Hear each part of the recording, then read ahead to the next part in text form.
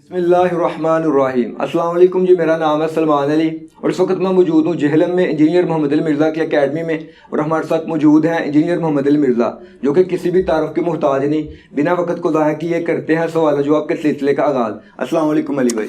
جی وعلیکم السلام ورحمۃ اللہ وبرکاتہ۔ ولا حول ولا قوۃ الا باللہ۔ اللہم صلی علی محمد وعلی آل محمد۔ جی بھائی شروع کریں۔ علی بھائی، سب سے پہلے تو بہت بہت شکریہ کہ آپ نے اپنے قیمتی وقت سے میرے سوالوں کے لیے وقت نکالا۔ جزاک اللہ خیر۔ سب سے پہلا سوال میرا یہ ہے کہ ایک نوجوان جس کو سمع و ہدایت مل جاتی ہے، جس کو سمجھ آ جاتا ہے، جو فیصلہ کر لیتا ہے کہ میں نے اب اپنی زندگی دین کے مطابق گزارنی ہے، اس کے محلے کے قریب سنیوں کی مسجد ہے، دیوبندیوں کی یا بریلیوں کی، وہاں پر جاتا ہے تو اس کو وہاں پر ایک دین کا اور طرح کا ماحول نظر آتا ہے۔ وہ کچھ عرصے بعد وہابیوں کی مسجد میں جاتا ہے تو وہاں پر اس کو ایک دین کا مثلا نماز کس طرح پڑھنی ہے ایک اور طرح کا ماحول نظر آتا ہے۔ شیعوں کی میں جاتا ہے ایک اور طرح کا نظر آتا ہے۔ اب اس بندے کے پاس دینی کوئی علم نہیں ہے، قرآن و حدیث کا کوئی علم نہیں، وہ سنیوں سے پوچھتا ہے آپ اس طرح نماز کیوں پڑھتے ہیں، اس کو بتاتے ہیں کہ یار حدیث میں یہ آیا۔ وہ وہابیوں کے پاس جاتا ہے، یار اس طرح آپ نماز کیوں پڑھتے ہو، وہ بتاتے ہیں کہ حدیث میں یہ آیا ہے۔ تو ایک عام بندہ جس کو نہیں پتا کہ صحیح حدیث کون سی ہے، حسن کے درجے پر کون سی ہے، کس کا راوی صحیح ہے کس کا نہیں، وہ کس طرح ایک حق بات تک پہنچے اور کس طرح ایک صحیح راستے تک پہنچے؟ کوئی مشکل کام نہیں ہے جی۔ یہ جو آپ نے اتنا لمبا سوال کیا ہے نا، یہ بھی ساری باتیں انہوں نے ہمارے دماغ میں ڈالی ہوئی ہیں کہ شاید کوئی یہ بڑا مشکل کام ہے حق تک پہنچنا۔ بڑا آسان کام ہے۔ دیکھیں، قرآن حکیم ترجمے سے پڑھنا یہ کوئی مشکل کام آج کے دور میں تو نہیں ہے۔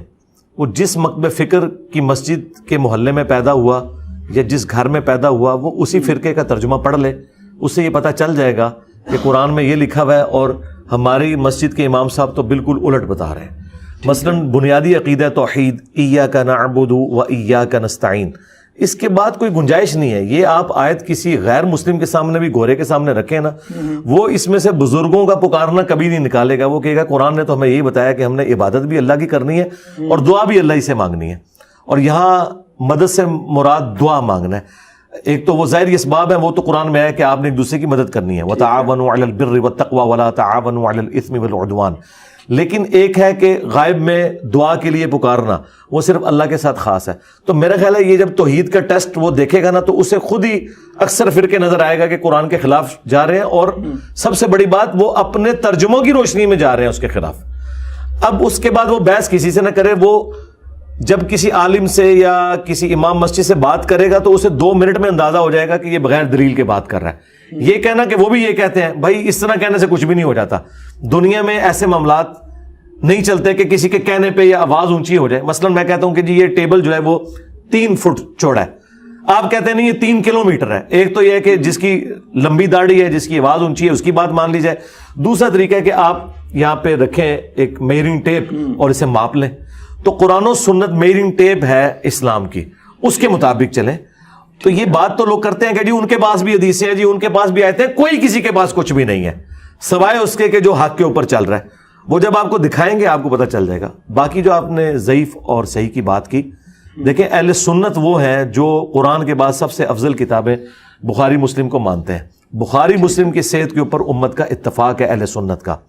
شاہ ولی اللہ دہلوی جو محدث اعظم مانے جاتے ہیں بریلویوں کے ہاں، دیوبند کے ہاں، اہل حدیث کے ہاں، اور بلکہ مجدد مانے جاتے ہیں 12ویں صدی ہجری کے، انہوں نے حجت اللہ البالغہ میں لکھا ہے کہ بخاری مسلم کی تمام احادیث جو متصل ہے وہ قطعی الصحت ہیں، اور بخاری مسلم سے دشمنی رکھنے والا اہل بدعت اور اہل سنت سے خارج ہے۔ تو سرکار نماز کا آپ طریقہ کہہ رہے ہیں نا، بخاری مسلم کھولیں، نماز کا چیپٹر نکالیں، آپ دیکھ لیں کہ نماز اس میں کس طریقے سے لکھی ہوئی ہے۔ اب پریکٹیکلی اگر کروڑوں مسلمان اس کے خلاف چل رہے ہیں نا، تو اس کا کوئی لینا دینا نہیں اسلام کے ساتھ۔ اس کی وجہ یہ ہے کہ آج مسلمان اپنی بدعمالیوں میں قرآن و سنت کے بالکل خلاف چل رہے ہیں، جس کی وجہ سے دنیا میں ذلیل بھی ہو رہے ہیں۔ تو اس کا کوئی لینا دینا نہیں ہے رسول اللہ کی ذات کے ساتھ۔ نبی علیہ السلام نے تو دین صحیح بتایا تھا، کتابوں میں دین ٹھیک ہے، پریکٹیکلی جس طرح مسلمان اپنے دین سے برگشتہ ہے، اس طرح فرقوں والے اپنی کتابوں سے باغی ہوئے ہیں۔ تو اس کا تو علاج ہمارے پاس کوئی نہیں نا۔ دنیا میں ہم اس لیے تو نہیں آئے کہ کھائیں پئیں اور مر جائیں، یہ تو جانور بھی کرتے ہیں۔ دنیا میں ہم آئے ہیں ہم خدا کو پہچانیں۔ اس کائنات کی تخلیق کا مقصد اللہ کی پہچان ہے، وہ اللہ نے اپنے پیغمبروں کے ذریعے، اس کی کتابوں کے ذریعے کروائی۔ اور اگر آپ نے وہ بھی نہیں پڑھنی اور آپ کہتے ہیں مجھے خود بخود پتہ چل جائے، بھائی خود بخود تو آپ کو یہ بھی نہیں پتہ چلتا کہ آپ نے اپنے بچے کو کس اسکول میں داخل کروانا ہے۔ اس کے لیے ایفرٹ پٹ کرتے ہیں نا، کمپیریٹیو اسٹڈی کرتے ہیں، فیڈ بیک لیتے ہیں۔ کیا اس طرح کی کوئی کوشش ہم نے اپنی آخرت کے پوائنٹ آف ویو سے دین کے لیے کبھی ایک مسئلے میں بھی کی؟ تو سرکار پھر اسی قسم کا لولا لنگڑا دین ہم لے کے چل رہے ہوں گے نا. یہ ایفرٹ ادھر ہم نے پٹ کی ہوتی تو آج رزلٹ نکل آتا. جہاں جہاں ہم نے ایفرٹ پٹ کی ہے نا, لوگ ہم سے یہی تو کہتے ہیں کہ یار پاکستان نے ایٹم بم بنا لیا ہے لیکن ایک اچھا پل نہیں بنا سک رہا. دنیا کی سب سے مشکل ٹیکنالوجی حاصل کر لی ہے, اور جو دنیا جس میں معاملات کو کنکلوڈ کر بیٹھی ہے اس میں ہم پیچھے ہیں, اس لیے کہ ہم نے اس میں محنت نہیں کی ہے. دین بھی بڑا آسان ہے, صحیح بخاری میں حدیث ہے, دین آسانی کا نام ہے. دین بالکل اللہ نے آسان کیا ہے, ہر بندہ خود دین سیکھے. اور میں یہ نہیں کہتا کہ وہ میری بات سنے, وہ اپنے فرقے کے عالم کی لکھی ہوئی قرآن کی جو ترجمے والی بک ہے, قرآن ترجمے کے ساتھ پڑھ لے, حدیث کا ترجمہ پڑھ لے. ہاں جو مولوی نے سائڈ میں ڈنڈیاں ماری ہیں ان کو چھوڑے, جو بالکل اس میں سے مطلب نکل رہا ہے نا وہ لے کے چلے, تو انشاءاللہ ہدایت مل جائے گی. اچھا علی بھائی, اگلا کوسچن میرا اسی کے متعلق ہے کہ آپ جس طرح آپ کہتے ہیں, ڈاکٹر اسرار کہتے ہیں کہ قرآن مجید کو سمجھ کر پڑھنا چاہیے, لیکن اگر ہم دیکھیں تو دنیاوی علم بھی کوئی بھی ہم استاد کے بغیر حاصل نہیں کرتے. ایک بندہ جس نے قرآن کبھی عربی کے علاوہ اردو میں پڑھا ہی نہیں, وہ جب پڑھنے کی کوشش کرے گا تو کیسے قرآن کے ان فلسفوں تک پہنچے گا جس طرح آپ پہنچے یا بڑے بڑے عالم پہنچتے ہیں؟ تو وہ تو پھر اس طرح علم حاصل کر ہی نہیں سکتا قرآن پاک سے. دیکھیں نہ میرا پہنچنا, ایون ڈاکٹر اسرار کو کیا علماء نے عالم مان لیا, جس نے آدھی دنیا کو قرآن سکھا دیا ہے. جتنے بھی قرآن کے اس وقت اسٹوڈنٹس ہیں نا جو قرآن کی دعوت دے رہے ہیں, اس میں سے آدھے سے زیادہ ڈاکٹر اسرار صاحب کے متاثرین ہیں, میں بھی ان میں شامل ہوں. اچھا, اس کو تو وہ کہتے ہیں یہ عالم ہی نہیں ہے.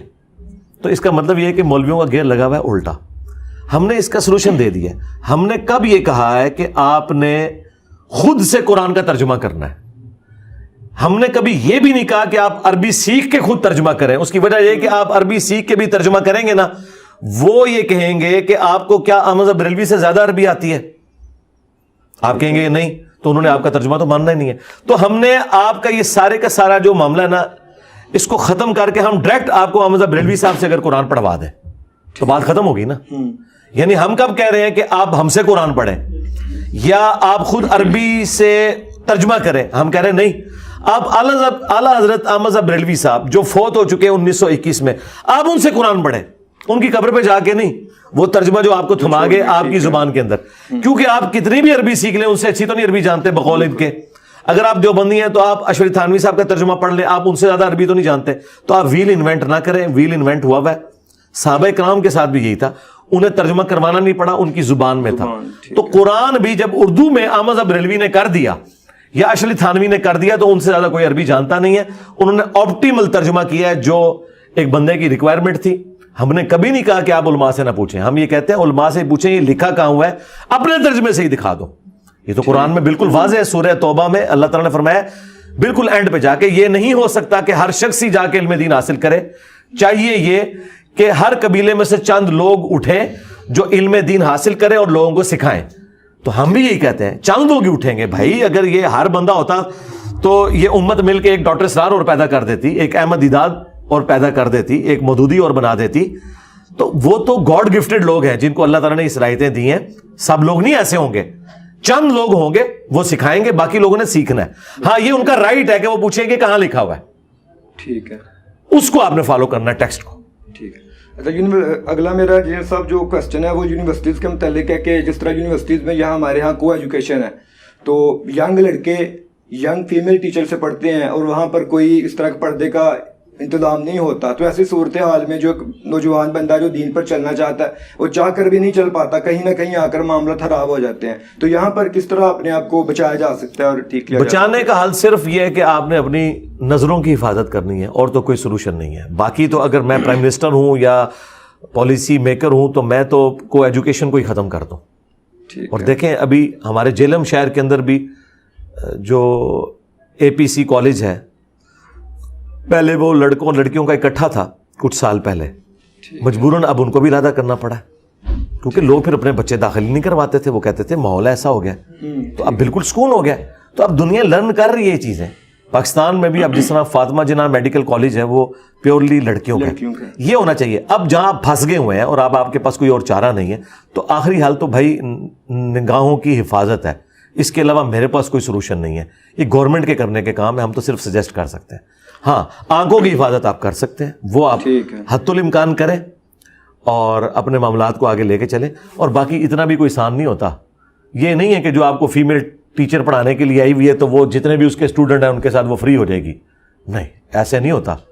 ایون جو بچے اسکولوں میں اسکول لیول سے کالج تک جن مسوں کے پاس وہ پڑھ رہے ہیں نا, وہ جوان ہو کے بھی ان مسوں کو ایک اپنے ٹیچر کی نظر سے ہی دیکھ رہے ہوتے ہیں. وہ نیگیٹو انٹینشن ان کے دماغ میں نہیں آتی ہے. وہ اگر آئے بھی تو اپنی نگاہوں کی حفاظت کریں, اس کے بغیر تو کوئی چارہ نہیں ہے نا جی. اور تو کوئی طریقہ نہیں میرے پاس کہ میں آپ کو کوئی ایسا وظیفہ بتا دوں کہ آپ بچ جائیں. بچنا تو آپ نے نگاہوں کی حفاظت سے, جو قرآن میں واضح حکم ہے کہ مومن مردوں سے فرماؤ کہ اپنی نگاہوں کو نیچا رکھیں, اور مومنہ عورتوں سے کہو کہ اپنی نگاہوں کو نیچا رکھیں. اچھا علی بھائی, یونیورسٹی میں لڑکے اور لڑکیوں کی دوستی بڑی کامن چیز ہے, اور یہ اتنی کامن ہے کہ اکثر اب لوگ اس کو غلط بھی نہیں سمجھتے. اور وہ جو لڑکا اور لڑکی دوست ہوتے ہیں وہ کہتے ہیں کہ ہماری انٹینشن بالکل ٹھیک ہے, ہماری نیت ٹھیک ہے. اور دوسرا کہ کچھ تو خود کو بہن بھائی بھی کہتے ہیں. اور مرد اور عورت کی دوستی کے بارے میں بالخصوصیت جو یونیورسٹی میں پائی جاتی ہے, اسلام اس کے متعلق کیا کہتا ہے؟ بہن بھائی تو کوئی نہیں کہتے, جھوٹ بولتے ہیں. بوائے فرینڈ اور گرل فرینڈ کہتے ہیں, بہن بھائی والے تو ہم نے آج تک نہیں دیکھے. یونیورسٹی میں ہم نے وہ شاید آپ کو منہ بند کرنے کے لیے مولویوں کے وہ بہن بھائی کہہ دیتے ہیں نا, تو اور یہی کرتے ہوں گے نا. بہن بھائی والا چکر کوئی نہیں ہے. اور دوسری بات یہ ہے کہ اس طرح کی دوستیاں یونیورسٹی میں سروائیول کے لیے کوئی ضروری تو نہیں ہے. مجھے بتائیں, آپ یونیورسٹی میں جو تبلیغی جماعت کے اسٹوڈنٹس ہیں یا دعوت اسلامی کے اسٹوڈنٹ ہیں, کیا انہوں نے بھی لڑکیوں کے ساتھ دوستیاں کی ہوئی ہیں؟ نہیں کی. وہ بھی تو سروائیو کر رہے ہیں نا. ہم اپنی یونیورسٹی میں وہاں بھی لڑکیاں پڑھتی تھی, ہمیں تو پتہ نہیں لڑکیاں پڑھتی بھی تھی کہ نہیں. لیکن وہ کہتے ہیں ہماری نیت ٹھیک ہے, ہم غلط. اب اس طرف آ جائے نا, پہلی بات تو ختم ہوگی نا. جو کہتے ہیں ہماری ضرورت ہے کوئی نہیں, ٹھیک ہے. اب وہ رہے نیت ٹھیک ہے, تو بڑا ان کو سان جواب دیں کہ آپ اپنی سسٹر کی دوستی جو ہے نا یہ فلاں لڑکے کے ساتھ کرواؤ اچھی نیت کے ساتھ. تو وہ اتنی موٹی موٹی گالیاں آپ کو نکالے گا, تو اسے کو تمہارے سوال کا جواب تمہیں مل گیا. بھائی اسلام میں اس طرح کی کوئی پاکیزہ دوستی نہیں ہے. یہ بالکل پلید دوستی ہیں, یہ خطوات شیطان ہے, شیطان کے راستے ہیں. انہیں پاکیزہ دوستی کا نام دینا جہالت ہے, اللہ سے بغاوت ہے. جی, جامع ترمذی میں حدیث ہے سنن نسائی الکبریٰ میں کہ جہاں دو اجنبی مرد و عورت ہیں تیسرا شیطان ان میں ہوتا ہے. ٹھیک ہے جی. سنن ابن ماجہ میں حدیث ہے تم نے کوئی محبت کرنے والے میاں بیوی سے بڑھ کر نہیں دیکھے ہوں گے. اسلام میں اگر دوستی ہے نا تو میاں بیوی کی ہے بس, اس کے بعد کوئی دوستی میل فیمیل کی نہیں ہے. سیدھی سی بات ہے. تو اس لیے یہ اس قسم کی باتیں کرنا یہ صرف ان کی جہالت ہے. انہیں کو اگر یہ چیزیں تھیں تو اسلام میں نگاہیں جھکانے کا حکم کیوں ہے؟ یہ چھپی دوستی کے خلاف قرآن اور احادیث کے اندر کیوں چیزیں وارد ہوئی ہیں؟ اور پھر یہ نکاح کا حکم اور یہ تمام کی تمام چیزیں, پورا سیکس ڈسپلن جو آیا ہوا ہے وہ کس لیے آیا ہوا ہے؟ وہ اسی لیے آیا نا کہ اللہ تعالیٰ نے ایک پوٹنٹ جذبہ رکھا ہے سیکس کو. فرائڈ نے تو ابھی آ کے آپ کو بتایا نا, قرآن تو پہلے نمبر پہ کہہ رہا ہے زُيِّنَ لِلنَّاسِ حُبُّ الشَّهَوَاتِ مِنَ النِّسَاءِ. جتنی مزین کی گئی ہیں شہوات ان میں پہلے نمبر پہ عورتیں ہیں. مردوں کے لیے عورتیں, عورتوں کے لیے مرد. اور اب تو دنیا نے کنکلوڈ کر لیا ہے کہ اس طرح کی چیزوں کے رزلٹ کیا نکل رہے ہیں. اور مجھے بتائیں, یہ جو اس قسم کی جوڑیاں بنتی ہیں ان میں سے کتنے لوگ کامیابی کے درجے تک پہنچتے ہیں؟ کچھ بھی نہیں ہوتا. کوئی اکا دکا چیزیں نکلتی ہیں. اور بعد میں بھی ذرا ہماری اکیڈمی میں فون آتے ہیں نا طلاق کے مسائل کے لیے, 90% وہ کہتے ہیں لو میرج کی تھی 90% کیسز کے اندر. تو یہ ایک ڈیلوژن میں زندگی گزار رہے ہیں. اللہ تعالیٰ نے ہدایت ہے, بس اس سے زیادہ تو ہم کچھ کہہ نہیں سکتے. اچھا جی, میرا جو تعلق ہے وہ فارمیسی کے فیلڈ سے, اور ہمارے جو اکثر سینئر پاس آؤٹ ہوتے ہیں تو ان کو حکومت کی طرف سے ایک لائسنس ایشو ہوتا ہے جس کو استعمال کرتے ہوئے وہ اپنی فارمیسی یا میڈیکل سٹور اوپن کر لیتے ہیں. لیکن اکثر فارماسسٹ کیا کرتے ہیں کہ وہ اس شعبے میں نہیں آتے, لیکن ان کے پاس وہ جو لائسنس پڑا ہوتا ہے وہ کسی ایسے بندے کو سیل کر دیتے ہیں, رینٹ آؤٹ کر دیتے ہیں, اس سے ماہانہ یا سالانہ پیسے لیتے ہیں جس کے پاس تو لائسنس نہیں ہوتا لیکن اس کے پاس 5-10 سال کا ایکسپیرینس ہوتا ہے. تو کیا یہ لائسنس ایشو کرنا, ان کو رینٹ پہ دینا جائز ہے؟ یہ حرام ہے, اور یہ پتہ چل جائے تو لائسنس کینسل ہو جاتا ہے, پتہ ہے آپ کو. ہاں, تو جب قانوناً ایک جرم بنایا گیا اور لائسنس کینسل ہو جاتا ہے تو آپ بجائے سوال پوچھنے کے ان ساروں کی لسٹ بنا کے نا اپنی اس آرگنائزیشن کو دیں. جس طرح ہماری یہ پاکستان انجینئرنگ کونسل ہے, انجینئرنگ کی فیلڈ میں بھی یہ ہوتا ہے کہ انجینئرز اپنے اس طرح کے جو سرٹیفکیٹس ہیں نا انجینئرنگ کونسل کے, وہ لوگوں کو بیچتے ہیں, گھر بیٹھے وہ تنخواہ کھا رہے ہیں, دھوکہ کر رہے ہیں, غرر کر رہے ہیں. اگر آپ پوچھیں کہ اس کی قرآن و سنت میں دلیل کیا ہے, سورہ بنی اسرائیل میں ہے کہ عہد کو پورا کرو, عہد کے بارے میں تم سے پوچھا جائے گا. وہ جو آپ کا سرٹیفکیٹ ہے وہ عہد ہے آپ کا, آپ اس عہد کو بیچ رہے ہیں, توڑ رہے ہیں, آپ مجرم ہیں. مسند احمد میں حدیث ہے جو اپنا عہد پورا نہیں کرتا اس کا کوئی دین ہی نہیں ہے. تیسرا آپ جھوٹ بول رہے ہیں, چوتھا آپ غرر اور دھوکہ دے رہے ہیں. ٹھیک ہے, صحیح مسلم میں حدیث ہے کہ گناہ وہ جو تیرے دل میں کھٹکے اور تو اس بات سے ڈرے کہ لوگوں کو پتہ نہ چل جائے، اس کے تحت بھی یہ گناہ ہے۔ جامع ترمذی میں حدیث ہے، حسن بن علی کہتے ہیں نبی علیہ السلام نے مجھے نصیحت کی تھی، جو چیز تمہیں شک میں ڈال دے اسے چھوڑ دو، یہ شک نہیں ہے تو یقیناً جھوٹ ہے اور فراڈ ہے، تو یہ ان کی کمائی بھی حرام ہے۔ لیکن کچھ لوگ فردر کہتے ہیں کہ جب ہمیں پتہ ہے کہ اس بندے کا 5-10 سال کا ایکسپیرینس ہے، وہ دوائی اچھی دے گا، تو پھر جو مرضی آپ کر لیں، اگر یہ دین کا مسئلہ ہوتا نا تو میں آپ کو اجازت دیتا۔ دین میں ہر بندہ دائی ہے۔ بلغوا عنی ولو آیا، صحیح بخاری کی حدیث پہنچا دو میری طرف سے، خواہ ایک آیت ہی آتی ہو۔ قرآن میں ہے کنتم خیر امت اخرجت للناس، تم بہترین امت ہو جو لوگوں کے نفع کے لیے نکالے گئے ہو، نیکی کا حکم دیتے ہو، برائی سے روکتے ہو۔ اس کے تحت ہم کہتے ہیں تبلیغی جماعت والے اگرچہ علماء نہیں ہیں لیکن جتنا ان کو پتہ ہے وہ بغیر ڈگری کے آگے سکھا سکتے ہیں، کیونکہ نبی علیہ السلام نے ہمیں ڈگری دے دی ہے، بلغوا عنی ولو آیا، پہنچا دو ہماری طرف سے خواہ ایک آیت ہی جانتے ہو۔ لیکن یہ رول ڈاکٹری کی فیلڈ میں، انجینئرنگ کی فیلڈ میں اپلائی نہیں ہوتا، وہاں یہ جرم ہے، وہاں آپ یہ نہیں کر سکتے۔ ایون میں اپنے لیے بھی کہتا ہوں، ہمارے اسٹوڈنٹ بڑے بڑے مفتی ہیں، علماء ہیں، وہ مجھ سے مسئلے پوچھتے ہیں، چاہے میری ویڈیوز کے ذریعے ڈائریکٹ فون کر کے۔ اس کے باوجود میں نے کبھی کوئی فتویٰ نہیں جاری کیا، نہ کوئی اپنا میں نے کوئی لیٹر بنایا جس پہ میں لکھ کے دوں۔ اس لیے میں کہتا ہوں کہ قانوناً آتھرائز ہیں علماء، نکاح طلاق کے ایشو آتے ہیں ہم ان کے پاس بھیجتے ہیں، مسئلہ بتا دیتے ہیں کیونکہ وہ تو ہماری ذمہ داری ہے۔ اس کے بعد فتوے کے لیے ہم وہاں بھیجتے ہیں کہ آپ جائیں ان سے ریٹن میں آپ فتویٰ لے لیں، اور جو یہ فتویٰ دے گا وہ صحیح فتویٰ دے رہا ہے، جو دوسرا دے رہا ہے وہ غلط ہے، آپ اسے نہ لیں، یہ ہم ضرور بتاتے ہیں۔ تو یہ کام تو ہم نہیں کرتے، حالانکہ ہمیں اللہ کے نبی نے ڈگری دی ہوئی ہے، اس کے باوجود ہم صرف دینی مسئلہ بتاتے ہیں۔ وہ یہ کرے کہ جن کے پاس اس طرح کی ڈگری ہے نا، وہ خود اس طرح کا کام کریں، کسی دوسرے کو اتھرائز اس لیے نہ کریں کہ قانوناً یہ جرم ہے۔ ہاں اگر قانون یہ کہہ دے، جس طرح ہمارے اداروں میں بھی ہوتا ہے کہ میٹرک کے ساتھ اگر آپ کا 10 سال کا ایکسپیرینس ہے نا تو وہ آپ کو ڈپلوما ہولڈر جو فریش ہے نا اس کے ایکویلنٹ جاب دے دیتے ہیں، ٹھیک ہے، یا آپ کے پاس 3 سال کا ڈپلوما ہو یا آپ میٹرک پلس 10 ایئرس ایکسپیرینس ہو میکینیکل کی فیلڈ میں، تو وہ ایکویلنٹ جاب دیتے ہیں۔ تو وہ گورنمنٹ نے خود مان لیا کہ ڈگری کے بغیر 10 سال کا ایکسپیرینس کرے گا۔ اس طریقے سے جس طرح میں نے میکینیکل انجینئرنگ کی ڈگری کی ہوئی ہے، اچھا اس کے ایکویلنٹ کوئی نہیں ہوتا کہ جو جس نے بی ایس سی انجینئرنگ کی ہوئی ہے بیچلر، تو diploma holder with this experience, ہاں ہم سے ایک گریڈ نیچے وہ کہہ دیتے ہیں کہ ڈپلوما ہولڈر یا بی ٹیک آنر کیا ہوا ہے اس نے، ساتھ اس کا 15 سال کا ایکسپیرینس ہے، تو آپ کو انجینئر کے برابر 17واں گریڈ تو نہیں دیں گے، 16واں دے دیں گے۔ ٹھیک ہے، تو اگر اس طرح کا کوئی رول گورنمنٹ بنائے نا تو پھر تو درست ہے، اور اگر گورنمنٹ نہیں بنایا ہوا تو یہ غلط اس لیے ہے کہ آپ لوگوں کا حق مار رہے ہیں، یہاں کسی اور کو بیٹھنا تھا، اس وجہ سے آپ نے ان کا حق بھی مارا نا۔ ہم کہتے ہیں، جو لوگ کہتے ہیں جی ہم نے ٹاپ کیا، پوزیشن حاصل کی، لیکن بعد میں نے رشوت دے کے جاب لی، تو میں یہ کہوں گا کہ رشوت دے کے جاب تم نہیں لے سکتے۔ اس کی وجہ یہ کہ جاب کے لیے صرف ڈگری ریکوائرمنٹ نہیں تھی، وہ انٹری ٹیسٹ بھی ریکوائرمنٹ تھا۔ ہو سکتا ہے تم اس میں فیل ہو جاؤ، پھر تم کیا کرو گے؟ تم اس کو بنیاد بناؤ گے؟ نہیں، جب تک وہ ساری ریکوائرمنٹ نہیں ہے۔ ہاں ہزاروں لوگوں میں اسکروٹنگ ہو کے اینڈ پہ انہوں نے 10 بندے نکال لیے کہ یہ 10 بندے ہیں جن کو ہم نے جاب دینی ہے، ان میں سے 5 کو دیں گے، 5 کو فارغ کریں گے۔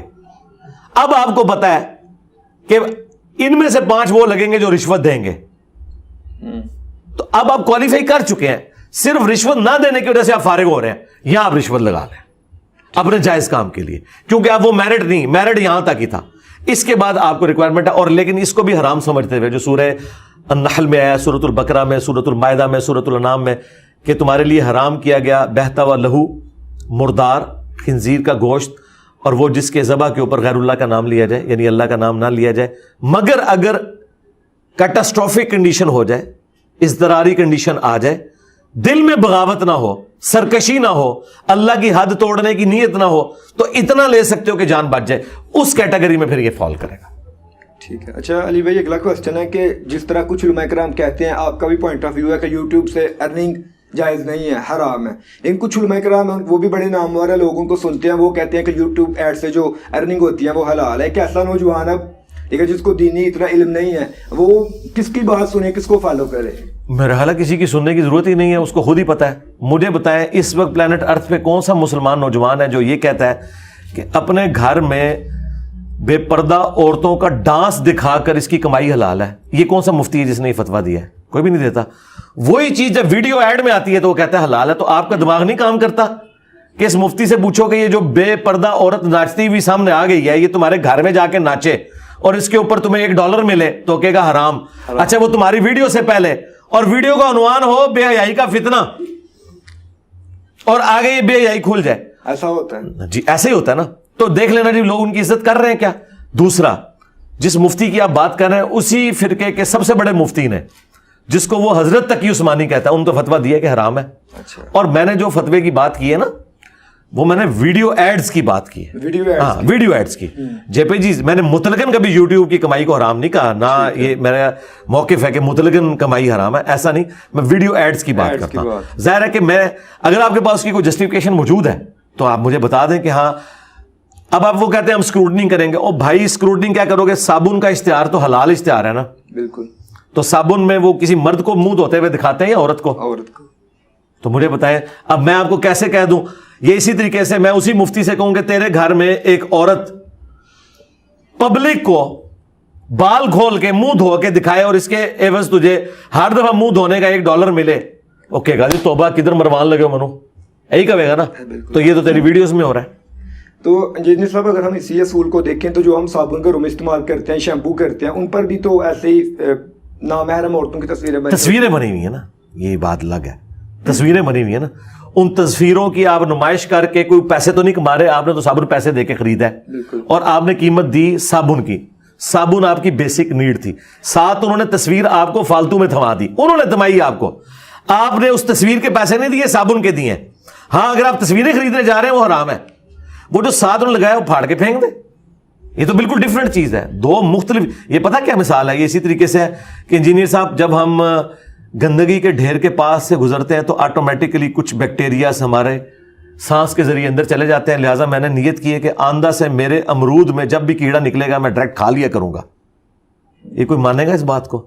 یار جس چیز کو آپ اوائڈ کر سکتے ہیں اس کو تو اوائڈ کریں، جس کو آپ اوائڈ نہیں کر سکتے آپ نہ کریں. مثلا میں نے کبھی کسی کو کہا ہے کہ یوٹیوب پہ آپ نے جو ویڈیوز چڑھائی ہوئی ہیں آپ نے مونیٹائز نہیں بھی کیا ہوا، اس کے باوجود جو سائڈ پہ جو سجیشن میں گندی ویڈیوز آ رہی ہیں اس کی وجہ سے یوٹیوب استعمال کرنا ہی حرام ہے. یہ میں نے کبھی کہا، مجھے پتا تھا کہ یہ اوائڈ نہیں ہو سکتا.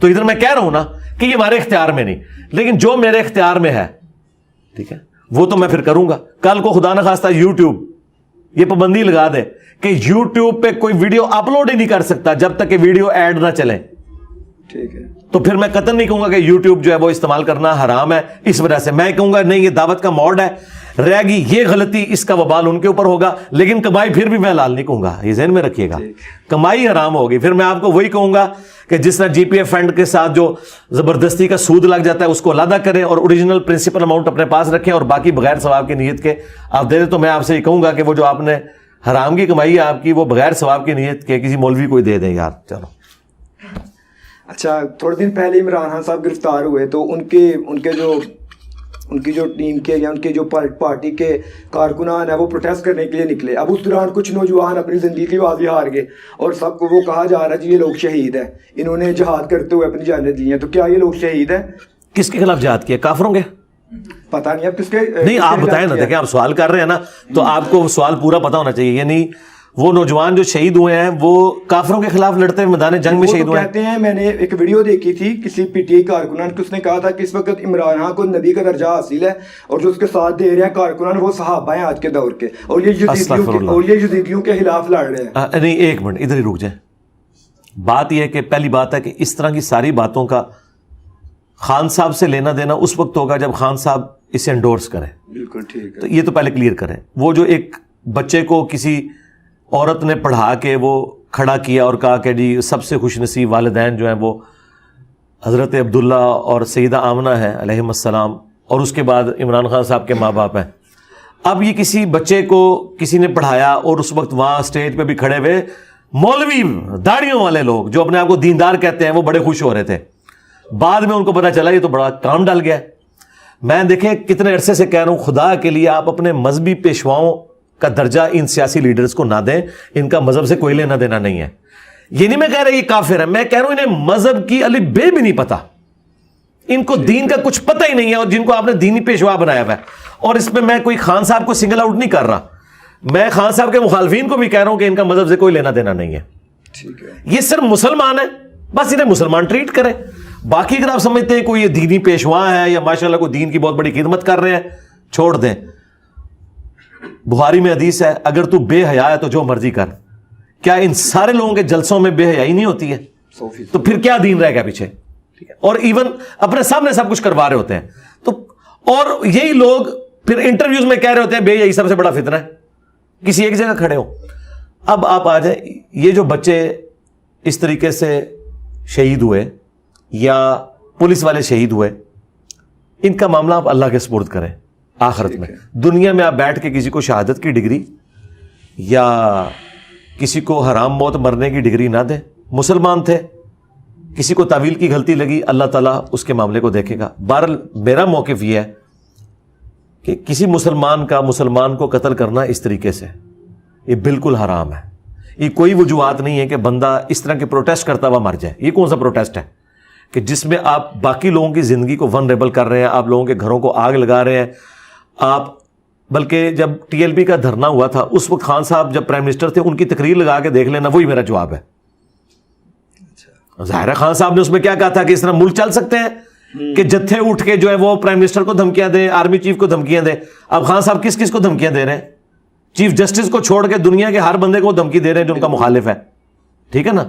تو خان صاحب اپنی پرانی تقریریں لگا کے دیکھیں نا, وہ انجینئر صاحب کا جواب ہے.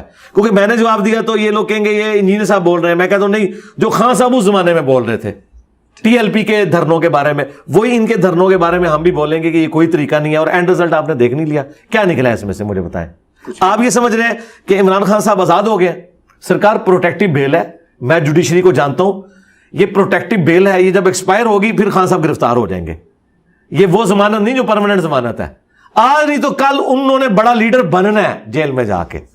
ہاں یہ میں آپ کو بتا رہا ہوں, جاننا ہے انہوں نے جیل میں, جو مرضی ہو جائے, وہ بچنے کے نہیں. آپ اچھا علی بھائی, ہمارے معاشرے میں جب میں نیا دین کی طرف آ رہا تھا تو ایک بات بڑی, تب داڑھی نہیں تھی سچ میری بالکل تھوڑی, تو اکثر ہمارے مسجد میں اور گاؤں میں یہ بات تھی کہ جس کی داڑھی مطلب ایک مٹھی سے چھوٹی ہے اس کے پیچھے نماز نہیں ہوتی, پچھلوں کی, نہ وہ جماعت نہیں کروا سکتا.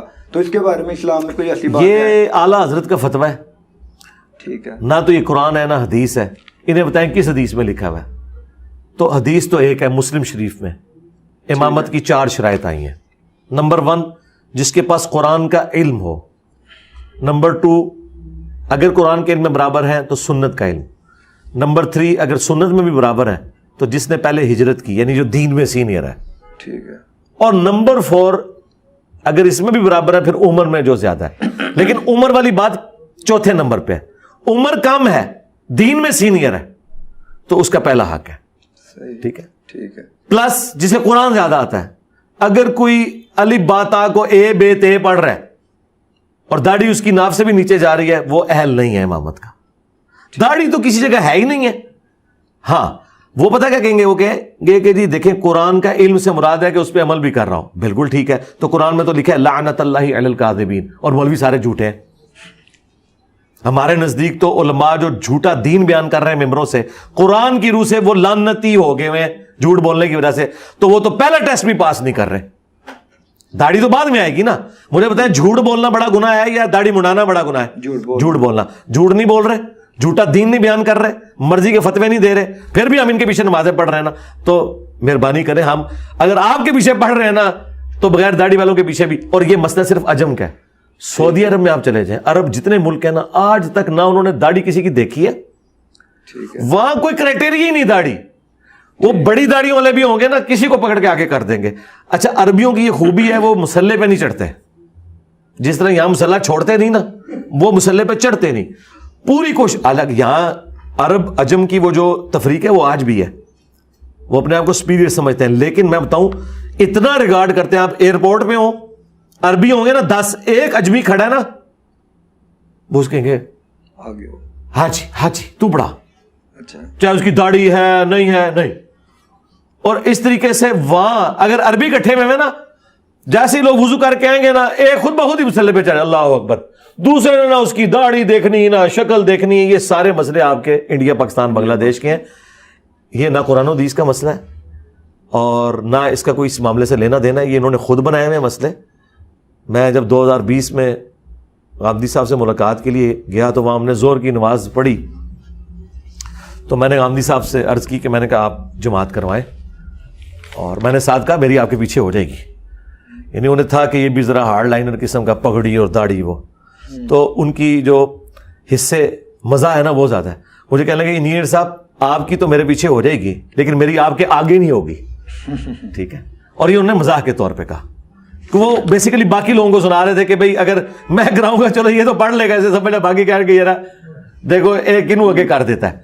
تو لوگوں میں ایجوکیشن پیدا کریں اس حوالے سے, یہ ان کے ذاتی فتوے ہیں, اس کا کوئی لینا دینا نہیں ہے.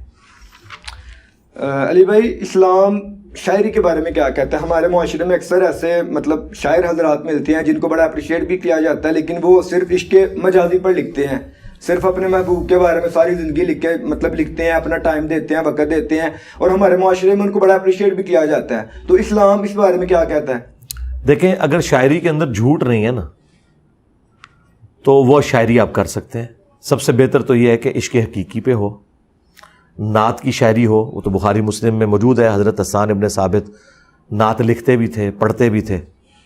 قرآن میں پوری صورت ہے الشعراء, اس کے اینڈ پہ اللہ تعالیٰ نے شعراء کو کنڈیم کیا ہے کہ ان کی اکثریت جو ہے وہ ہر وادی میں گھومتے ہیں, وہ تھیوریٹیکل باتیں کرتے ہیں نا, چاند توڑ کے لے آؤں گا تیرے لیے.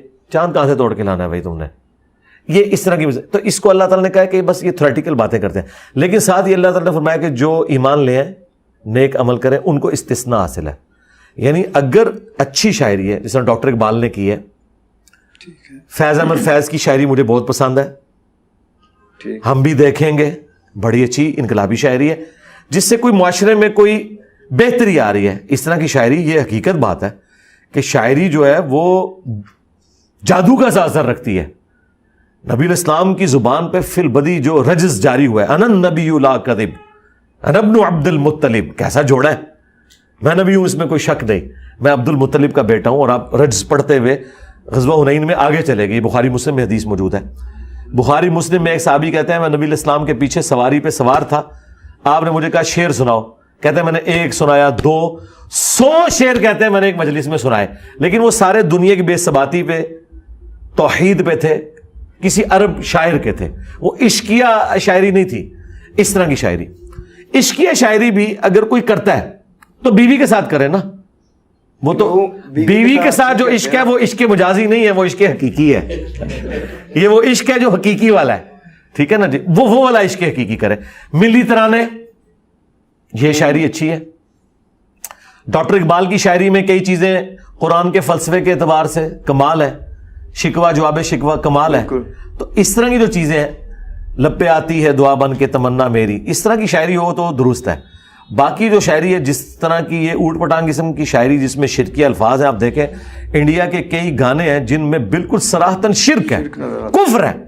بھائی اس کو گنگنانا بھی اسلام سے انسان کو خارج کر دے گا اگر اسے پتہ ہے کہ وہ کیا گنگنا رہا ہے. سیدھی سی بات ہے. اچھا علی بھائی, تب میرا ذرا جس ماحول میں پلا بڑا ہوں بہت تبلیغی جماعت کا ذرا ماحول ہے. تو ہمارے اپنے میں نے گھروں میں دیکھا ہے کہ جو ہمارے مرد جو میرے کزنز لگے ہوئے ہیں تبلیغی جماعت ساتھ, وہ اپنے مطلب اپنی وائفس کو یا اپنی بہنوں کو بھی ساتھ نا جو عورتوں کی جماعت بنا کے پراپر کسی گاؤں میں وہ کسی گاؤں میں بھیجتے ہیں. پھر وہ جا کے جو تبلیغی جماعت کے ساتھ بندہ اٹیچ ہوتا ہے اس کے گھر میں جا کے ٹھہرتی ہیں اور سمجھتے ہیں کہ پوچھنے پر میں نے پوچھا کہ آپ ایسا کیوں کرتے ہو, تو وہ کہتے ہیں کہ یہ مطلب بھیجنا بڑا ضروری ہے, اس طرح مردوں کی نکلنا ضروری ہے, عورتوں کی نکلنا بھی ضروری ہے. تو آپ اسلام اس بارے میں کیا کہتا ہے؟ ٹھیک ہے, جائز ہے یہ, لیکن محرم کے سفر کے ساتھ ہو. بخاری مسلم حدیث ہے کوئی عورت بغیر محرم کے سفر نہ کرے 3 دن کا. وہ 3 دن سے مراد وہ ڈیوریشن کے پوائنٹ آف ویو سے بات ہو رہی تھی. تو اگر ان کے محرم ان کے ساتھ جا رہے ہیں, جیسے تبلیغی جماعت میں بہت سیکس ڈسپلن کمال کا ہے. کسی زمانے میں تو چھوٹے بچے بھی جاتے تھے, بعد میں جب کوئی واقعات رپورٹ ہوئے تو وہ بھی انہوں نے بندی لگا دی کہ ینگ بچے بھی اس وقت جائیں گے جب ان کا بڑا بھائی یا باپ ساتھ ہوگا. تو میں سمجھتا ہوں تبلیغی جماعت نے جتنا زبردست اپنا ڈسپلن کیا ہوا ہے نا سیکس کے پوائنٹ آف ویو سے, مکمل پردہ ہے ان کی عورتوں کا, اور اس میں وہ محرم کے بغیر سفر نہیں کرتی, اپنے خامدوں کے ساتھ جاتی ہیں, تو یہ ایک بہت اچھا عمل ہے اور اس کی ضرورت ہے. میں تو سپورٹ کرتا ہوں اسے. صرف ہمیں اختلاف ہے ان کے اس کورس کے ساتھ کہ فضائل اعمال کی بجائے نا قرآن و سنت پڑھ کے سنایا کریں.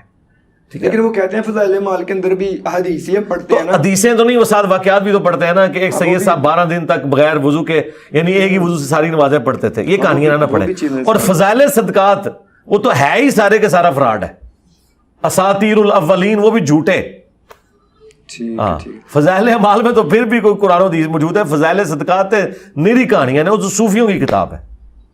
اچھا جی بھائی, موسیقی کے بارے میں اور جو لوگ گانا گاتے ہیں اس کے بارے میں غامدی صاحب کے بعد میں نے جو سب سے سافٹ اوپینین دیکھا ہے وہ آپ کا ہے. یعنی آپ کہتے ہیں کہ حلال اور حرام نکاح میں فرق ہی گانے کا ہے, تو آپ اس بات کو صرف اتنا کر کے چھوڑ دیتے ہیں, اس کے بعد وضاحت کریں کہ مطلب جس طرح کہ آج گانے چل رہے ہیں. میں وضاحت کروں تاکہ میرے اسٹوڈنٹ جو ہے وہ ناچنا گانا شروع کر دیں. اس کی وضاحت مطلب اس طرح آدھی بات گمراہی پیدا کرتی ہے نا. نہیں, گمراہی نہیں پیدا کر رہی.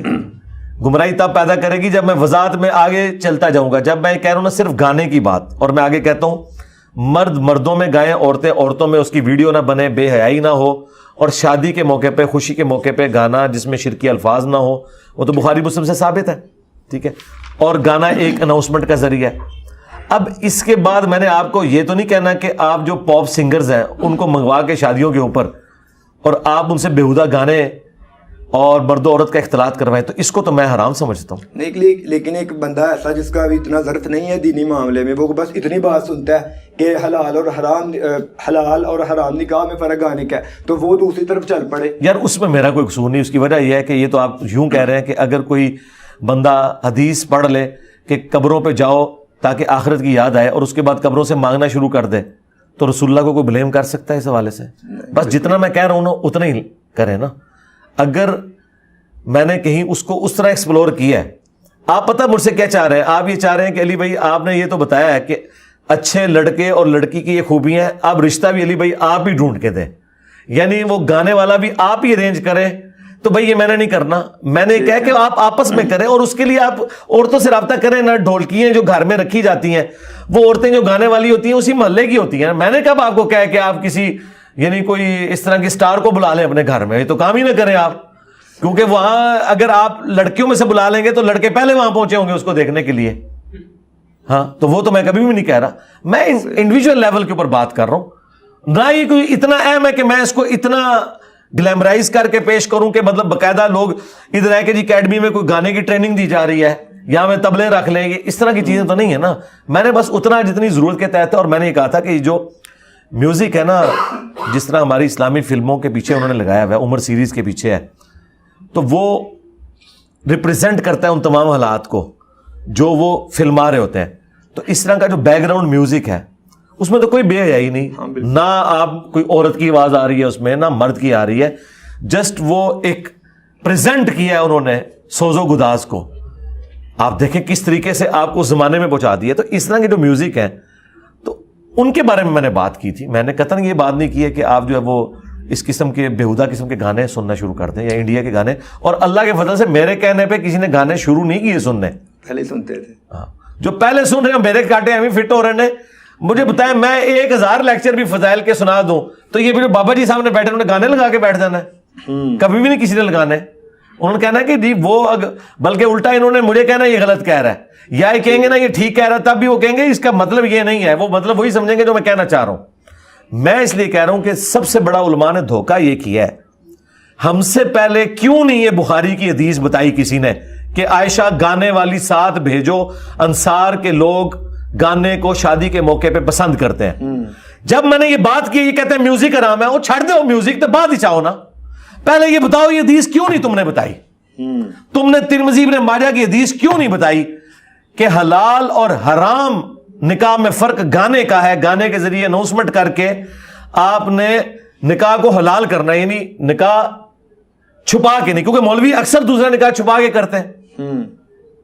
ٹھیک ہے, تو یہ باتیں جب نہیں تم نے بتائی, اگلا دین ہم تم سے کیوں قبول کریں؟ تم نے پہلے ہی ہمیں آدھا دین بتایا تھا. میوزک تو بعد میں آئے گا نا, فوراً جناب تانوں مجھ دے تھلے لے کے آنے, تسی کدھر اور ٹر جاندے ہو.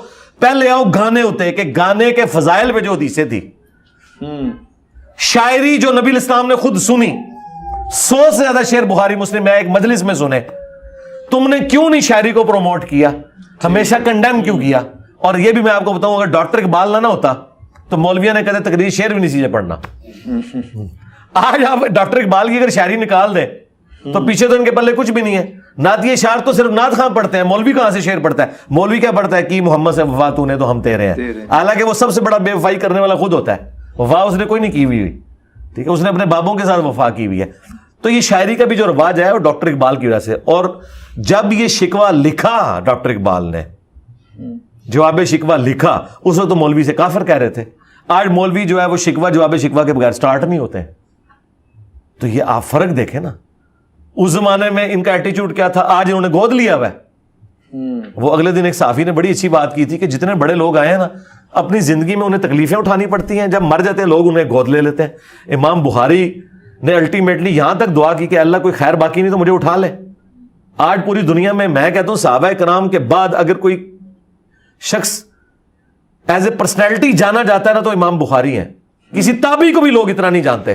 اور یقین کریں ہم تابعین کا بھی جو نام لیتے ہیں وہ بھی امام بخاری کی وجہ سے, کہ یہ حسن بصری جو ہے وہ بخاری کا راوی ہے, ابن سیرین بخاری کا راوی ہے. اگر امام بخاری نہ ہوتے یقین کریں تابعین کو کوئی جانتا بھی نہیں تھا. تو یہ بندہ جو 200 سال بعد آ رہا ہے, اللہ نے اسے اتنی عزت کیوں دی ہے؟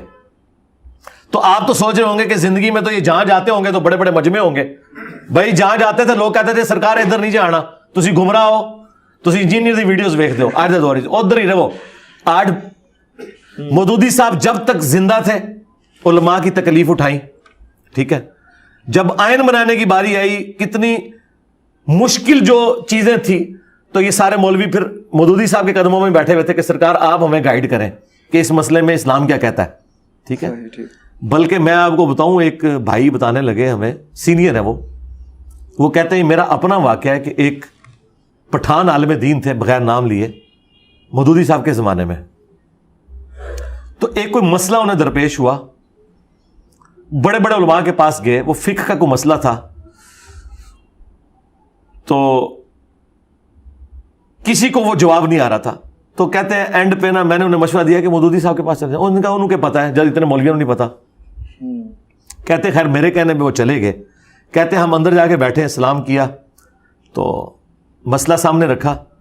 تو مودودی صاحب اپنی کرسی سے اٹھے, انہوں نے کتاب اٹھائی, کئی سال پہلے انہوں نے باقاعدہ نوٹس بنا کے نا اس مسئلے کے پورے کا پورا سولوشن ترتیب سے لکھا ہوا تھا, اور کہا کہ یہ تو مولانا میں نے بہت پہلے اس پہ ورکنگ کی تھی. وہ جو مولانا تھا نا وہ تو ہل گیا, اس نے کہ یار, وہ کہتا ہے اس نے باہر نکل کے پتا کیا کہا, اس نے کہا, اس نے پشتوں میں کہا, میں اس کو سینسر کر کے بتاتا ہوں, اس نے کہا کہ ہمارے زیر ناف بال سفید ہو گئے ہیں, ہمارے مولویوں کے زیر ناف بال سفید ہو گئے ہیں, ان کے پاس اتنا علم نہیں ہے جتنا مودودی کے پاس ہے. اور یہی کچھ میرے اسٹوڈنٹ نے تمہارے بارے میں کہنا ہے.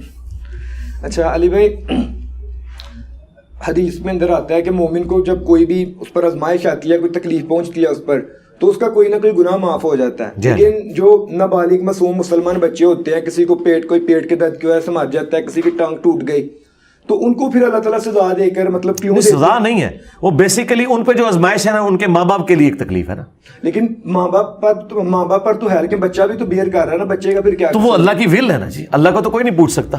یہ تو آپ پتہ کیا کہہ رہے ہیں کہ گوشت تو میں نے کھانا تھا, سنت ابراہیمی پوری کرنی تھی, ذبح جو ہے اونٹ ہو گیا, تو وہ بھی ظاہر کوئی نہ کوئی اعلی کار تو بنے گا نا اس کا. اس سے تو دنیا کا نظام چل نہیں نہ سکتا. اور دوسرا, اس کو آپ چیلنج کر نہیں سکتے, یہ ول آف گاڈ ہے. اب مجھے بتائیں, اللہ تعالیٰ چاہتا تو بنے بنائے نوجوان بچے آسمان سے زمین پہ نازل ہو سکتے تھے, لیکن اللہ نے عورت کو پریگنینسی کی تکلیف سے گزارا, پھر اس کا حق رکھا. یہ سب کچھ ول آف گاڈ ہے. اس طرح کے جتنے کوسچنز ہیں ان کا جواب قرآن میں ہے, لا یسأل عما یفعل وہم یسألون. اللہ کو کوئی پوچھ نہیں سکتا کہ اس نے ایسا کیوں کیا, اللہ سب کو پوچھ سکتا ہے. ول آف گاڈ جو ہے نا, اس کے آگے ہم کچھ نہیں کر سکتے. اس کی وجہ یہ ہے کہ اللہ نے کوئی نہ کوئی اپنے لیے ماڈل تو بنانا تھا نا. صحیح, ٹھیک. اللہ نے یہ ماڈل بنایا کہ میں نے مرد و عورت کے ذریعے اولاد کو چلانا ہے. اگر اللہ تعالیٰ چاہتا تو یہ بھی کر سکتا تھا کہ مردوں کے ذریعے مرد چلاتا آگے, عورتوں کے ذریعے عورتیں آگے چلتی.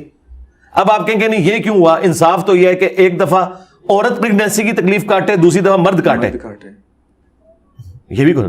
لیکن دنیا نے آج مانا ہے, آج بھی جناب عورتوں کے اولمپکس کی گیمز الگ ہوتی ہیں, مردوں کی الگ ہوتی ہیں. اگر تم کہتے ہو مرد و عورت برابر ہیں, تو عورتوں کی ہاکی کی ٹیم کا مقابلہ مردوں کی ہاکی کی ٹیم سے کیوں نہیں کرواتے ہو؟ اس لیے نہیں کہ تمہیں بھی پتا ہے کہ یہ برابر نہیں ہے. ہیومن ڈگنیٹی میں برابر ہے, لیکن فزیک میں اللہ تعالیٰ نے ڈفرنٹ رکھا. تو یہ ول آف گاڈ ہے. اچھا بھائی, میرا آخری سوال ہے کہ اکثر علماء کرام آپ کے خلاف ویڈیوز بناتے ہیں, آپ کے خلاف باتیں کرتے ہیں, یہ آپ کے حق پر ہونے کی دلیل ہے یا واقعی کوئی معاملہ گڑبڑ ہے؟ یہ تو جنرل سوال ہے, مجھے تو کوئی فرق نہیں پڑتا. میں ایسے یوں سمجھتا ہوں کہ میری لرننگ ہوتی ہے, مجھے فیڈ بیک ملتا ہے کہ میں نے جو اسٹروک لگائی تھی صحیح جگہ جا کے لگی ہے, اور اگر کہیں میری کوئی غلطی ہائی لائٹ کرتا ہے تو میں اپنی اصلاح کرتا ہوں. پلس اس چیز کو میں دلیل اس لیے نہیں بناؤں گا کیونکہ یہ دلیل سب بناتے ہیں. غلام احمد قادیانی دجال بھی کہتا تھا یہ سارے میرے خلاف ہیں, یہ میرے حق پہ ہونے کی دلیل ہے. ہم یہ کہتے ہیں ہمارے حق پہ ہونے کی دلیل یہ ہے کہ ہم جو کچھ بیان کرتے ہیں نا وہ ان کتابوں میں نکلتا ہے جو کتابیں انہوں نے پرنٹ کی ہوئی ہیں. اگر تو میں نے اپنی کتاب کوئی بنائی ہوتی تو پھر تو میرے پہ اعتراض کرتے. یہ جو 2812 ہے تقتلہ الفئۃ الباغیہ, یہ تو بخاری میں لکھی ہوئی ہے. یہ میری بوتل پہ نمبر بخاری کی وجہ سے آیا ہے, میرے نمبر کی وجہ سے امام بخاری نے نقل نہیں کیا. تو جو کچھ کتابوں میں لکھا ہوا ہے جو یہ پڑھاتے ہیں اس میں میری بات نکل آئی, اور یہ وہ چیز ہے جس کی وجہ سے کرسچنز مسلمان ہوئے ہیں. احمد دیدار صاحب نے کیا کیا ہے, انہوں نے وننس آف گاڈ بائبل سے ثابت کی ہے. قرآن کو تو وہ مانتے ہی نہیں کرسچنز. ڈاکٹر ذاکر نائک نے چیلنج پوری دنیا کو دیا کرسچنز کو کہ کوئی ایک ان ایمبیگوس آیت نکالو جس میں آئے کہ خدا کے ساتھ کوئی اور الہ بھی ہے, بیٹے کی شکل میں یا ہولی گوسٹ کی شکل میں. وہ نہیں پروڈیوس کر سکے. اس کی وجہ سے تو یہ اسلام سپر سیڈ کر گیا نا علمی طور پہ ان کے اوپر. ہم ان پہ سپر سیڈ اس لیے کر گئے کہ ان سے پوچھیں کہ اسلام کی کتابیں یہ کہتے ہیں قرآن بخاری مسلم, ہم کہتے ہیں بخاری مسلم میں تو یہ لکھا ہوا ہے, وہ کہتے ہیں علی نو سنو نا. تو اس سے ہاں میں یہ کہوں گا کہ ان کے چیخنے سے ہماری دعوت کو فائدہ ہوا ہے. ہمارے حق پہ ہونے کی دلیل ان کا چیخنا نہیں ہے, ہمارے حق پہ ہونے کی دلیل یہ ہے کہ قرآن و سنت میں ہمارے دلائل موجود ہیں, ان کے پلے شاہی کوئی نہیں ہے. یہ حق پہ ہونے کی دلیل ہے. کیونکہ میں بھی جب 2-3 سال پہلے نیا دین کی طرف ریورٹ ہوا تھا اور مجھے آپ کا تعارف ہوا لائف سیشن میں نے بتایا, تو مجھے یہی کہا گیا تھا کہ اس بندے کو لانچ کیا گیا تھا, اس کو آپ نے اس کو سننا نہیں, تبلیغی جماعت ساتھ تھا میں تب, امیر صاحب نے کہا تھا, تو اس سے آپ نے بچ کے رہنا ہے. لیکن بعد میں جب میں نے سنا تو پھر اللہ تعالیٰ, تو آپ مجھے بتائیں کہ پھر جب آپ نے سنا تو آپ کو یہ پتہ چل گیا ہوگا کہ مجھے لانچ کس نے کیا ہے. بالکل اللہ نے لانچ کیا ہے. ہاں انہوں نے کہہ دینا کہ دعوے پیغمبری کر چڑھیا ہے. ہاں اگر تواڈے مولانا لیاس صاحب نو اللہ تعالیٰ نے سجایا کہ وہ تبلیغی جماعت بنان, اس تو بعد اللہ تعالیٰ نے سجانا چھوڑ دیتا ہے کہ آپ نے دعوت کا کام کیسے کرنا ہے. ہر مسلمان کا قرآن و سنت میں حصہ ہے, تبلیغ میں حصہ ہے. اللہ تعالیٰ اسے کوئی نہ کوئی ایسی بات سجھائے گا کہ وہ حکمت کے ساتھ دین کے معاملات کو آگے لے کے چلے گا. دیکھیں ڈاکٹر اسرار صاحب کو اس وقت سمجھ آ گیا کہ ریٹن میں کتابیں لکھنے کا کوئی فائدہ نہیں ہے, ویڈیوز ریکارڈ کرو. حالانکہ ان کے استاد تھے مودودی صاحب. مودودی صاحب نے پوری دنیا میں عزت کمائی ہے لکھ کے, لیکن وہ زمانہ اور تھا, اس وقت لکھائی چلتی تھی. لیکن انہی کا اسٹوڈنٹ لکھ نہیں رہا. انہوں نے کہا میں نے دیکھا کہ میں لکھ بھی لوں نا, مودودی سے بڑا رائٹر میں نہیں بن سکتا, تو بہتر یہ ہے کہ جو مودودی صاحب نے لکھا اور جو میں نے ان سے سیکھا میں اسے ویڈیو میں ریکارڈ کرواؤں. آج دیکھیں ڈاکٹر اسرار کی وجہ سے مودودی صاحب کا لوگوں کو تعارف ہو رہا ہے, مودودی صاحب کی وجہ سے ڈاکٹر اسرار کا تعارف نہیں ہو رہا. تو at the end of the day Maududi صاحب کو کتنا فائدہ ہوا کہ ان کے ایک اسٹوڈنٹ نے اس میں ویلیو ایڈیشن کی, ہم نے مزید ویلیو ایڈیشن کی, قرآن و سنت کے ریفرنسز لگا دیے, ضعیف روایتوں کو سائڈ پہ کیا. مولانا اسحاق صاحب نے خلافت و ملوکیت کا وہ مقدمہ لڑا ہے جو میں سمجھتا ہوں کہ اس امت کا ادھار تھا 1200 سال سے, جو اکیلے بندے نے اتارا ہے, مولانا اسحاق صاحب. مولانا مودودی نے کام کیا, لیکن مولانا اسحاق صاحب نے جس طرح اسے پریزنٹ کیا ہے نا وہ اس سے بیسٹ ورژن تھا. لیکن میں نے اس کام کو ایک ایک حدیث کے نمبروں کے ساتھ اس کے ایپیکس کے اوپر پہنچا دیا الحمدبللہ. تو آنے والے شخص کو چاہیے کہ بجائے وہ ویل انوینٹ کرنے کے نا ویلیو ایڈیشن کرے. اس طرح دنیا ترقی کرتی ہے. اب میں مجھے لوگ کہتے ہیں تفسیر لکھو, بھئی میں تفسیر کیوں لکھوں, مودودی صاحب نے لکھ دی. میں یہ کروں گا کہ میں مودودی صاحب کی تفسیر پڑھوں گا, میں ابن کثیر پڑھوں گا, میں ڈاکٹر اسرار کی تفسیر سنوں گا, پھر میں قرآن کی تفسیر بیان کروں گا اور دیکھوں گا کہ جہاں جہاں کراس ریفرنسز مودودی صاحب سے مس ہوئے یا ڈاکٹر اسرار سے مس ہوئے یا ڈاکٹر اسرار صاحب کمزور روایتیں بیان کر کے میں وہ بیان نہ کروں, میں اس سے بہتر بخاری مسلم سے احادیث بیان کروں. میں نے 344 لیکچرز کے اندر قرآن کی ریکارڈنگ کروا دی ہے. آپ ابن کثیر باقی ساری تفسیریں اٹھا کے دیکھیں, اتنی زیادہ نہ کسی نے حدیثیں ڈسکس کی ہوں گی نہ ماڈرن مسائل ڈسکس کیے ہوں گے. ابن کثیر آپ کو نہیں بتائے گا یہ کہ علم غیب کا عقیدہ کیا ہے, کیونکہ اس کے زمانے میں نہیں تھا. وہ آپ کو نہیں بتائے گا کہ حاضر و ناظر کیا ہے. میں جب بولوں گا آیات کے اوپر میں ایک ایک گھنٹے میں وہ سارے مسئلے سیٹل کروں گا.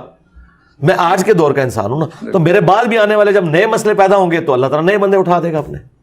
علی بھائی بہت بہت شکریہ، بہت شکریہ، آپ نے اپنے قیمتی وقت سے ہمارے سوالوں کے لیے وقت نکالا. جزاک اللہ تعالیٰ آپ کو جزائے خیر عطا فرمائے. آمین آمین. جزاک اللہ. وعلیکم السلام ورحمۃ اللہ.